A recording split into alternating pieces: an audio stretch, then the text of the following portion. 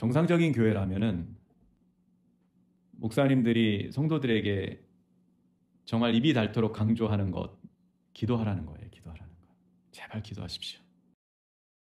왜냐하면 기도를 안 하면 하나님을 만나기가 되게 어려운 건 사실이에요. 그리고 어떤 영적인 체험을 거의 할 수가 없어요. 하나님은 늘 일하세요.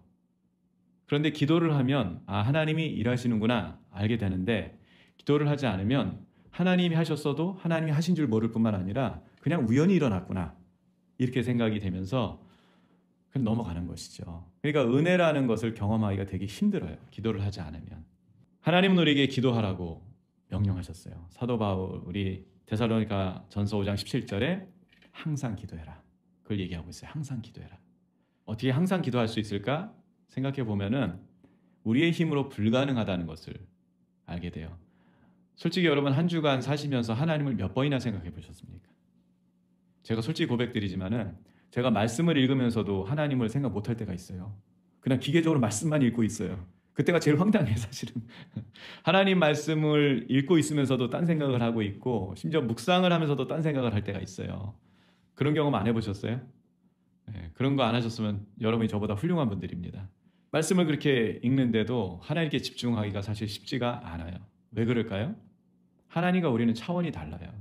하나님이 눈에 보이는 분으로서 내 옆에 앉아 있다면, 심지어 하나님이 이렇게 회초리를 들고서 저를 이렇게 노려보면서 똑바로 해 이러고 있다면 우리가 하나님을 의식하면 살겠죠. 그리고 눈에 보이는 하나님께 뭔가를 얘기하는 게 어렵지 않을 겁니다. 그러나 하나님 눈에 보이지 않고 그런 상태에서 쉬지 않고 기도한다는 것은 굉장히 어려운 문제예요. 그런데 하나님 그렇게 말씀을 하시는 거예요. 명령을 하시는 거예요. 이유가 뭐냐? 두 가지 근거가 있다고 생각을 합니다. 하나는 우리 안에 계신 성령이 계시기 때문에 가능하고요. 또 하나는 하나님이신 말씀이 있기 때문에 가능하다고 저는 그렇게 이해하고 있어요. 그러니까 기도에 있어서 출발점은 우리의 열심이 아니라 성령과 말씀이다. 그렇게 이해하시면 여러분 기도를 꾸준히 하실 수 있어요. 안 그러면 어떻게 되냐면은 문제가 있을 때만 기도를 하세요. 답답하고 뭔가 죽을 것 같을 때만. 그 외엔 기도를 안 해요. 그리고 더 문제는 그렇게 해서 응답받아가지고 내 삶이 먹고 살만해졌어요. 엄청 편안해지고 먹고 살만했어요. 그럼 기도를 더 안 해요. 우리가 필요할 때만 하나님 찾고 막 부르짖고 먹고 살만하면 하나님 찾지도 않고, 그거는 사실 어떻게 보면 기도라고 할 수가 없는 거고요. 저는 이제 말씀을 나누면서 여러분과 함께 우리가 존재 대 존재로서 하나님 앞에 좀 기도를 했으면 좋겠다, 이런 소망이 있는 것이죠. 성경을 읽으면서 제가 기도에 대한 내용들을 관심을 갖고 찾아봐요. 도대체 어떤 기도들을 했나 사람들이. 구약의 기도의 내용이 있고 신약의 기도의 내용이 있는데 차이점이 있습니다. 분명한 차이점이. 어떤 차이점이 있냐면은 구약은 하나님 나라가 완전히 열리지 않았어요. 부활에 대한 신앙이 없습니다. 구약은. 신약은 부활에 대한 신앙이 확고합니다. 그러니까 인생을 보는 관점이, 세상을 보는 관점이 완전히 바뀝니다. 구약은 자기 생애 가운데 하나님 나라를 보는 것이고, 신약은 영원성이라는 관점에서 하나님 나라를 보게 됩니다. 세상을 보게 됩니다. 그러니까 기도의 무게중심이 완전히 바뀌게 돼요. 한마디로 구약은 하나님 안에서 잘 먹고 잘 사는 것에 목표가 가 있어요. 그리고 내 원수들을 다 때려 부셔달라고 하는 것에 목표가 가 있어요. 신약은요, 이 땅에서가 아니라 하나님 나라에서 내가 어떤 존재가 되는 것에 기도의 포커스가 맞춰져 있고, 원수를 때려 부셔달라고 하는 게 아니라 그 원수조차도 사랑하고 구원하게 해달라고 하는 것에 기도의 방점이 찍혀 있습니다. 그러니까 우리가 이런 맥락을 이해하지 못하면, 잘못하면 구약적인 기도에 함몰돼가지고 그게 이제 기복신앙이 되는 거죠. 잘못하면은. 그렇게 이제 기도를 하게 되는데, 제가 기도를 하면서 내린 결론이 있어요. 우리가 사실 어떤 문제를 만나면 기도를 집중적으로 하게 됩니다. 그렇지 않습니까? 일반적인 때는 사실은 기도를 그렇게 세게 안 해요. 그런데 그냥 죽겠다고 발버둥 치고 기도하는 때가 언제냐면은 내가 사랑하는 사람이 아플 때.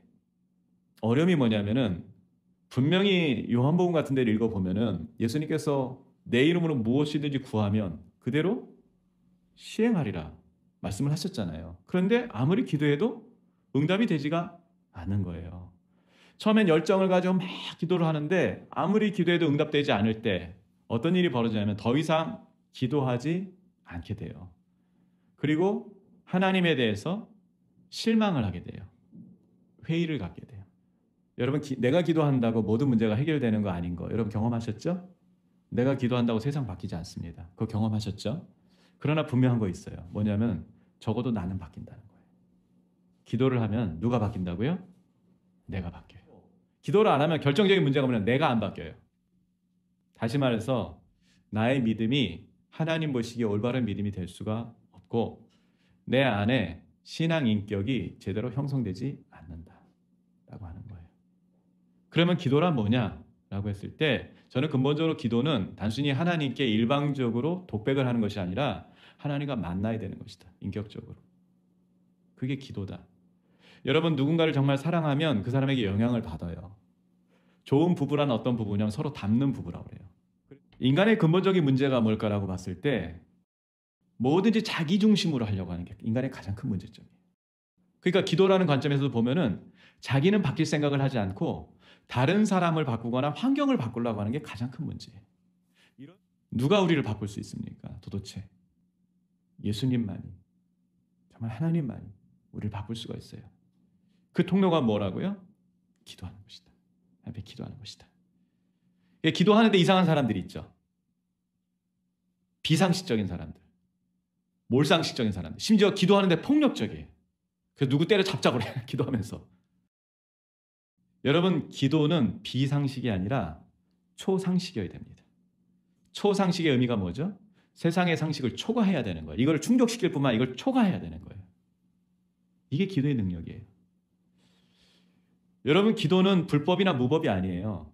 어떻게 돼요? 그것을 초월해야 돼요.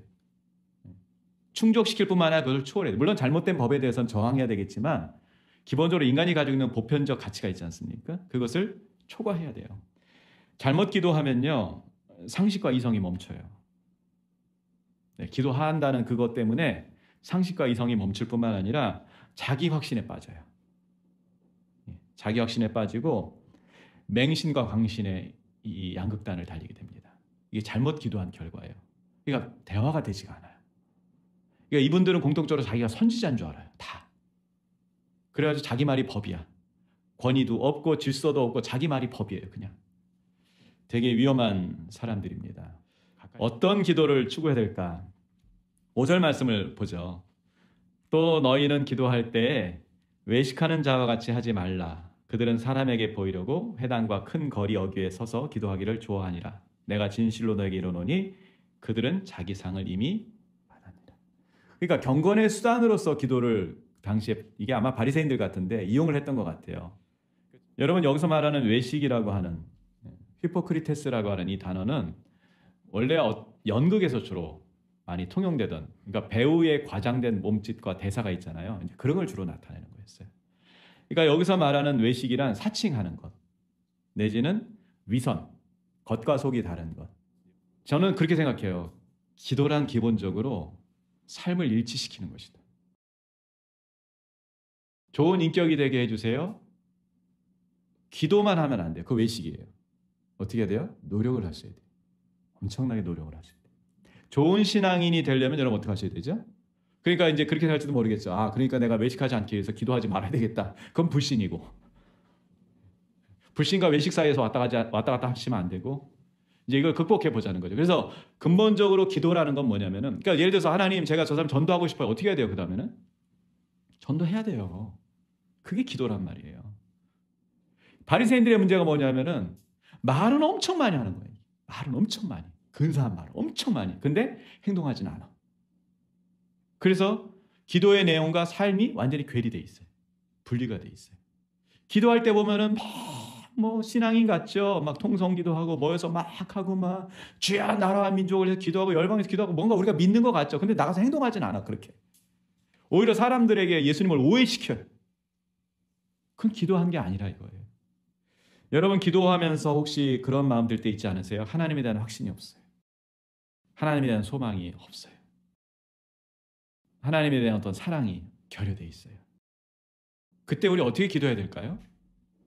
저는 그때 그렇게 기도해야 된다고 생각해요. 주여 저를 불쌍히 여겨 주옵소서. 저는 죄인입니다. 제게 믿음을 주옵소서. 가장 기본적인 기도. 한때 골방 엄청 유행했죠. 예수님이 뭐라고 말씀하십니까? 골방으로 들어가라고. 6절 보죠. 너는 기도할 때 내 골방으로 들어가 문을 닫고 은밀한 중에 계신 내 아버지께 기도하라. 은밀한 중에 보시는 내 아버지께서 갚으시라. 그래가지고 골방 데코가 한때 굉장히 유행했어요. 여러분, 예수님이 지금 행위적인 것을 책망을 하고 계시는데 우리가 골방을 또 이 형식으로 받아들이는 거예요. 여기서 말하는 골방이 뭘까요? 제가 이 골방을 어떻게 이해하게 되냐면요. 아, 이거 지성소구나. 그렇게 이해하게 됐어요. 성소와 지성소. 같은 텐트입니다. 같은 공간이에요. 근데 이제 나눠져 있는 것 뿐이에요. 그 지성소는요, 대제사장만 들어갈 수 있어요. 그것도 정결하게 한 다음에. 안 그러면 죽는 거에 들어가가지고. 하나님 거룩함 앞에서. 자, 그런데 예수님께서 돌아가실 때 어떻게 했습니까? 그 성소와 지성소를 나누고 있는 휘장이 찢어졌어요. 위로부터 아래로. 이게 무슨 얘기죠? 성과 속이 이제는 사라진 거예요. 공간적 구별로서의 의미가 아니라 마음의 구별로서. 물론 이제 우리가 어떤 행위적인 것들을 전혀, 형식을 전혀 무시할 수는 없어요. 우리가 인간이기 때문에. 그러나 본질적으로 여러분이 어디에 계시던 간에 정말 하나님을 전심으로 찾고 있다면 거기가 어디예요? 지성소가 될 수 있어요. 근데 중요한 게 뭐냐면 문을 닫아야 돼요. 문을 닫아야 돼요. 그 문을 닫는다는 의미는 단절을 뜻하는 거예요. 내 마음 스스로 하나님께 집중할 수 있는 문을 닫아야 되는 것입니다. 세상의 문을 스스로 닫으셔야 돼요. 그래서 하나님 앞에 홀로 나가서 침묵하고 하나님 기다리고, 제가 그 15분의 시간을 그래서 강조하는 거예요. 15분의 시간을 하나님 앞에 스스로 머물러 있는 그 시간. 그래야 하나님께 집중할 수 있으니까. 문을 안 닫으면요, 하나님이 임재를 안 하시는 게 아니라 이미 임재해 계시죠, 우리 안에 성령으로. 그런데 문제가 뭡니까? 내가 못 느끼는 거예요. 내가. 왜? 내 시선이 다 분산돼 있으니까. 너무나 많은 것들이 이렇게 있으니까 하나님께 시선을 둘 수가 없는 거예요. 그래서 여러분, 골방으로 들어간다는 의미의 가장 핵심이 뭐냐면 문을 닫아야 된다. 문을 닫아야 된다. 세상 것을 차단해야 된다. 그때 예수님께서 뭐라고 말씀하시냐면요, 은밀한 중에 계신 내 아버지께서 어떻게 하겠다는 거예요? 갚으시리라. 들으시고 갚으실 것이다. 영적인 고독함과 영적인 외로움을 좀 뼈저리게 좀 느껴봐야 돼요. 그래야 내가 정말 하나님께 무엇을 구하는지 이 본질적인 기도를 할 수가 있어요. 안 그러면 눈에 보이는 거 또 구하고 있는 거예요. 근데 밑에 보니까 그게 다 뭡니까? 이방인들이 구하는 중언부언하는 기도라고 예수님 말씀하시잖아요. 존재 대 존재로서 기도한다고 할 때 내 본연에서, 내 영혼의 본연에서 도대체 무엇을 하나님께 부르짖는지 경험하려면 메말라야 된다. 메말라야 된다. 오히려 풍성해지는 게 아니라 오히려 메말라야 된다. 내 영혼이 정말 기갈 중에 배고픔 중에 죽겠다고 아우성을 쳐봐야 된다. 그랬을 때 생존을 위한 절박함의 어떤 탄식을 할 수 있지 않겠습니까? 하나님 앞에 머무르는데 죽을 것 같고 답답할 것 같고 막 좀이 쑤시고 그러면, 아, 내가 지금 잘하고 있구나. 내가 더 메마르고 더 고독감을 느껴보고 더 외로움을 느껴보면서 그 끝에 하나님을 내가 경험해야 되는 거구나. 하실 수 있기를 바랍니다. 그냥 보이는 대로 기도하면 이거예요. 7절 말씀. 또 기도할 때 이방인과 같이, 이방인이래요, 예수님이. 아예 이방인으로 취급하는 거예요. 이방인의 의미가 뭐예요? 불신자라는 거예요. 심지어 하나님을 대적하는 사람들이라는 거예요. 이방인의 의미가 아주 부정적 의미입니다. 이방인같이 중언부언, 했던 말 또 하거나 의미 없는 말을 계속 나열하거나, 이거거든요. 그들은 말을 많이 하여야 들으실 줄 생각한다. 정말 좋은 기도가 뭐죠? 많이 하여야 들으실 줄 생각한다. 이방 종교. 기독교는 그런 종교 아니다. 예수 말씀하시는 거예요. 그러므로 그들을 본받지 말라. 구하기 전에 너에게 있어야 할 것을 하나님 너희 아버지께서 아신다. 야, 이 얘기 들으면 여러분 맥 풀리지 않으세요?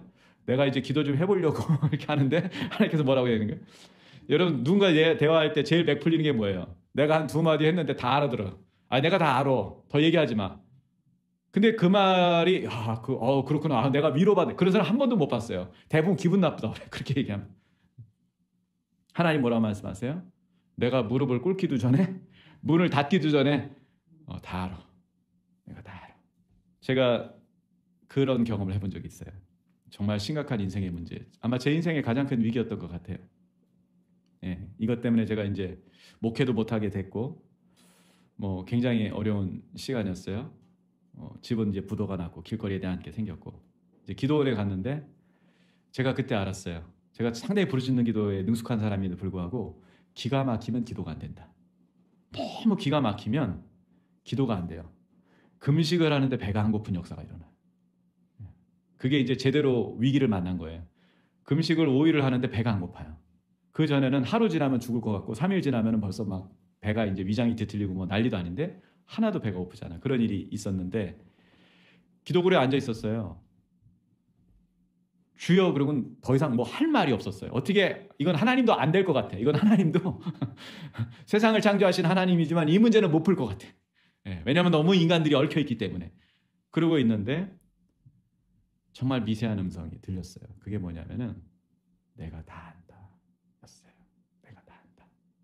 근데 여러분, 이 음성이 딱 들리는데 어떤 느낌이 드냐면 아주 칠흑 같은 어두움에 저쪽에서 이렇게 해가 떠오르는 거 있잖아요. 이렇게. 그럼 어떻게 되죠, 여러분? 그 경험해 보셨죠? 일출하는 거 경험해 보셨죠? 아무리 칠흑 같은 어둠이라 할지라도 해가 떠오르기 시작하면 어떻게 됩니까? 모든 어둠이 다 물러가고 어느 순간 그냥 환하게 이렇게 되잖아요. 마음에 여명이 비치는. 아, 하나님이 아셔? 그럼 됐지. 어떤 그 확신과 소망이 막 몰아치면서 사실 눈을 떴어요. 집에 왔어요. 아무 변화가 일어나지 않았어요. 오히려 더 상황은 나빠지고 있어요, 지금. 그런데 어떨까요? 하나도 걱정이 안 돼요. 하나도. 두렵지도 않고 무섭지도 않고 불안하지도 않고. 그래서 하나님에 대한 그 소망과 신뢰만이 계속 커지는 거예요. 하나님이 아시니까 하나님의 때에 하나님이 하실 거야. 나는 기다리기만 하면 돼. 뭘 하는 게 아니에요. 난 뭐만 하면 되는 거예요. 내가 뭘 하는 게 아니에요. 하면 힘들잖아. 근데 기다리면 돼. 그럼 하나님이 알아서 길을 다 여시고 정리하시고 할 거야. 많은 시간이 걸렸어요. 그렇지만 하나님이 하셨어요. 골방에서 경험하게 되는 게 뭘까라고 했을 때 제가 한 가지 유경험자로서 말씀드릴 수 있는 것은 내가 너를 다 안다라고 말씀하시는 하나님의 소리를 분명히 듣게 되실 것입니다. 내가 너의 어려움을 안다. 내가 너의 아픔을 안다. 내가 너의 상처를 알고 너의 계획을 알고 너의 미래를 알고 내가 너를 안다.